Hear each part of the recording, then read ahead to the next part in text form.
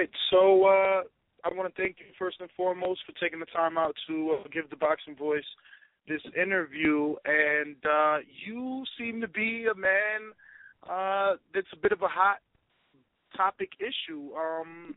A lot of the media is revolving around you and Adrian Broner. Most recently, Paul Spadafora has been mentioned to fight Broner.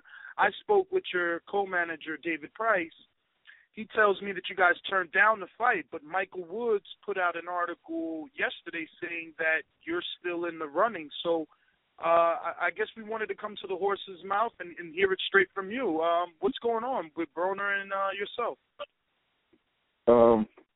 First of all, we didn't turn down the fight. We had to get some things issued out with the promotion about number wise, and I had to get my eye checked out. They cleared for my doctor to see if I'm gonna be able to fight for September 6th. So I went to the doctors today. The eye doctor said I'm good to go for September 6th. So we're just waiting on the contract now. When Golden Boy sends it out. So as far as you know, you have the fight. Like, was it a thing where Golden Boy said, well, look, Emmauel, as long as your doctor clears you, you're going to fight Adrian Broner? Or do you think there's still more negotiations to be had and the final, like, this might not be final yet? Like, for all we know, next week he could be fighting, I don't know, Carlos Molina again. I'm not sure yet. I'm pretty sure that it's a done deal. Like I said, we got my promoter. My promoters want to get in contact with Golden Boy, told him I'm cleared to fight, and see if they're ready to take the fight with me. Now, well, let's get into that fight. I mean, I know that there were some worries on behalf of your trainer as far as fighting in Cincinnati, but being from the Philadelphia area, pretty much Philadelphia, Baltimore, D.C., and Cincinnati, or Ohio for that matter, always seem to find a way to face each other, whether it's in the amateurs, pros, or have done some sparring. So how familiar are you with Adrian Broner, or have you only seen him on TV? I'm very familiar with Broner. We fought in the 2002 National Silver Gloves together. We was in the same weight class, but I didn't get the chance to fight him when we was that young. But I'm very familiar with him. We all know the same people. We grew up together in the boxing game and just blew up faster than me. Now, as an opponent that you're going to be facing, what sort of dangers do you think that he presents, if any? Because most critics feel that after Antonio DeMarco, he's been on a bit of a decline. You know, there was a controversial win with Paulie Malignaggi. Then there was a destruction at the hands of Marcos Maidana. And then he fought Carlos Molina, who was a 135-pounder, moving up to 140. And it was lackluster, to say the least. Yeah, I'm a natural 140-pounder. I fought 47 as well in my early career.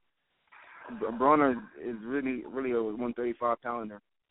So he don't have them. I'm sure he don't have that much power. I'm sure I got power over him in this fight. And he talks a lot. That's probably basically it. He just runs his mouth a lot. How are you going to deal with his antics out of the ring? Because, you know, he's known for choking Escobedo. He's known for stealing Paulie Malignaggi's girlfriend. I mean, you've seen all the he talked about Maidana. When he comes at you, kind of, I guess it's a street tactic that he uses. When he comes at guys to try and get under their skin and inside their mind, how is it going to be different for you? Because you strike me as a person that's kind of, you know, you're not as outgoing as him. I want to say, you know, he kind of talks a lot. You talk very little. I don't do much talking. Like I said, I'm an entertainer. I entertain in the ring. But I know this Broner never fought nobody. No, I know this Broner never fought a black African American. I know he always fought Hispanic, white, any other race like that. But like I said, I knew him from way back when. I don't think he was going to come at me that kind of way. Like I don't think he's gonna come at me like that. So you think being a hard-nosed kid from Philly, him knowing that you know you're probably a little bit street yourself, he's gonna watch what he says? Yeah, most definitely. I think he's not gonna disrespect me no kind of way. He haven't said nothing so far, so things are looking good. So now, physically, how do you feel that you, I guess, measure up against him? Because you did a remarkable job with Kareem Mayfield, and you know, while the fans may not appreciate Kareem Mayfield as a writer for the sport and a critic, I feel that Mayfield is effective in a lot of departments. I think that his grappling style is hard for other fighters to figure out, but you found a way, and you kept coming forward. You ended up being the aggressor in that fight. Is that a similar tactic that you would take against an Adrian Broner who doesn't seem to do well with pressure fighters? I absolutely gotta press the issue in this fight. I'm sure he's gonna wait for me, waiting to counter. So in this fight, I definitely gotta put the pressure on. I gotta make him fight when he's doing the fight. Take him out of his fight game plan, as so as Marco Manana did.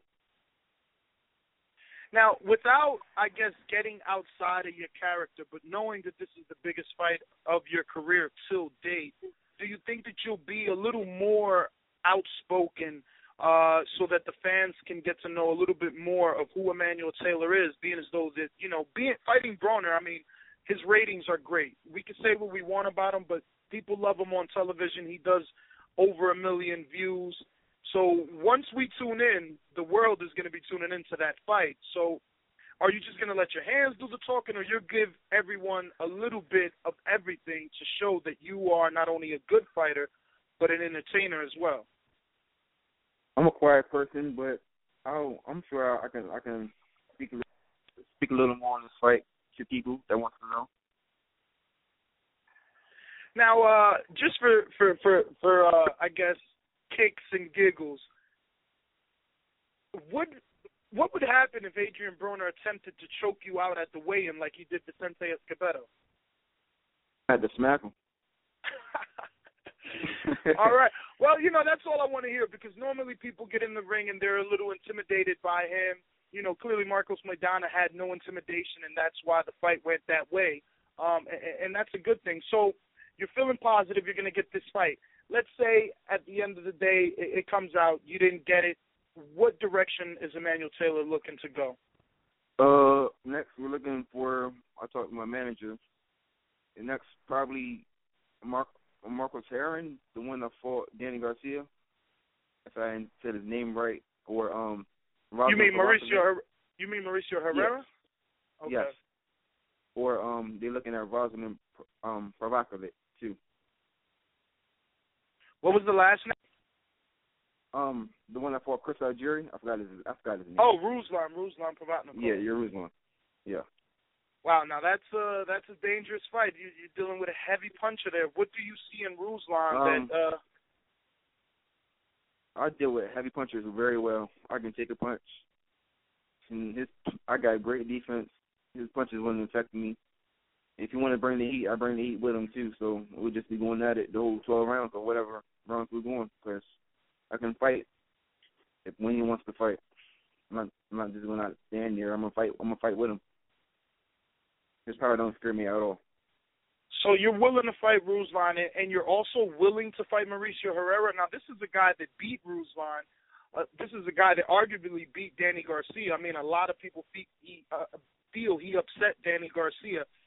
He's a difficult style. We just seen him, you know, clearly beat against Johan Perez. What in you makes you want to fight such an awkward guy in Mauricio Herrera? Everybody said Kareem Mayfield was awkward. He wasn't awkward at all. I walked right through his punches. I'm sure Herrera, whatever his name is, I'm sure he's not that awkward as well. All right, well, Emmauel Taylor, that is all my questions. I thank you, and just for the record, as far as you know, you have the fight. It's a done deal. As far as I'm concerned, yeah, I'm pretty sure we do. All right. Well, I will be seeing you in Cincinnati. I'm definitely going to take the drive out for that one. And, I wish you the best of luck. I really feel that you do have what it takes to beat him, especially if you use the style that you used against Mayfield, being the aggressor, coming forward and definitely applying the action. But thanks for your time, as always. The Boxing Voice appreciates you, and we look to talk to you again soon. All right, thank you. I appreciate it. Thank you. And also, are you there? Yes. Yeah. Also, everybody follow me on IG at success_Manny. I'll follow back. All right. Thank you. All right, thank you.